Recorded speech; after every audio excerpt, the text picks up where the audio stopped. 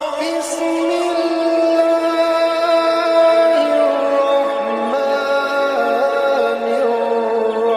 الرحيم. اعوذ باللہ من الشیطان اللعین الرجیم بسم اللہ الرحمن الرحیم الحمد للہ رب العالمین والصلاة والسلام علی رسولہ الطاہرین اما بعد قال اللہ تعالی فی القرآن الحکیم وهو اصدق الصادقین وقولہ الحق بسم اللہ الرحمن الرحیم من یتق اللہ یجعل لہ مخرجا ویرزقہ من حیث لا یحتسب۔ ناظرین محترم، سامعین محترم، سلام علیکم ورحمۃ اللہ وبرکاتہ۔ آپ حضرات کی بارگاہ میں آج جو گفتگو کرنی ہے وہ رزق کے سلسلے میں ہر انسان کی دلی خواہش یہ ہوتی ہے کہ وہ فقیر نہ ہو، وہ تہی دست نہ ہو، وہ تنگ دست نہ ہو، اسے کسی کے آگے ہاتھ پھیلانے کی ضرورت نہ ہو۔ تو اگر ایسا انسان چاہتا ہے تو اس کو چاہیے کہ قرآن اور اہل بیت علیہم السلام کی سیرت کے مطابق زندگی گزارے، تو وہ رزق کے اعتبار سے تنگ دست نہیں ہوگا۔ انشاءاللہ پروردگار عالم اسے فراوان رزق دے گا، جیسا کہ میں نے آیہ کریمہ آپ حضرات کے سامنے پیش فرمائی۔ من یتق اللہ یجعل لہ مخرجا، جو بھی اللہ سے خوف کھائے گا، پرہیزگار ہوگا، اللہ اس کے لیے راستہ نکالے گا۔ ویرزقہ من حیث لا یحتسب، اور انسان گمان بھی نہیں کرے گا کہ اللہ اسے کہاں سے رزق دیتا ہے۔ تو رزق حاصل کرنے کے لیے انسان کو پرہیزگار ہونا چاہیے، ایک تو یہ ہے سبب۔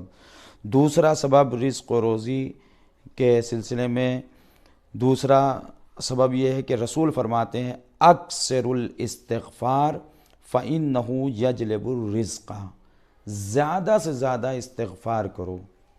یہ استغفار کرنا رزق میں زیادتی کا سبب بنتا ہے، اس سے رزق آتا ہے، انسان رزق حاصل کرتا ہے۔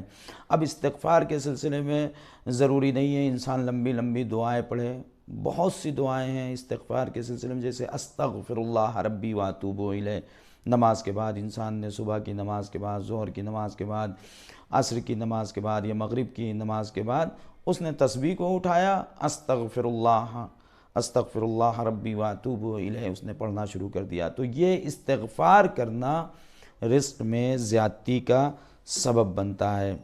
دوسروں کے لیے دعا کرنا دوسری چیز، انسان اگر دوسروں کے حق میں دعا کرتا ہے تو پروردگار عالم اس کے رزق میں زیادتی عطا کرتا ہے، جیسا کہ چھٹے امام سے حدیث ہے ابی عبداللہ علیہ السلام قال دعاء المرء لأخیہ بظہر الغیب، کسی انسان کو دعا کرنا اپنے کسی بھائی کے لیے جو کہ پیٹھ پیچھے ہو، یعنی سامنے نہ ہو، کہیں اور رہ رہا ہو لیکن وہ روزگار سے نہیں لگا ہوا ہے، اس کے لیے اگر انسان دعا کرتا ہے کہ میرا بھائی مثلا، میرا عزیز، میرا دوست یہ مومن بندہ ہے، دعا سے لگ جائے، اگر اس رزق سے لگ جائے، روزگار سے لگ جائے، اگر اس کے لیے دعا کرتا ہے، امام فرماتے ہیں یدر الرزق ویدفع المکروہ، تو اس کے ذریعے، دعا کے ذریعے، اپنے بھائی کے لیے دعا کے ذریعے رزق میں زیادتی بھی ہوگی اور بلائیں بھی دور ہوں گی۔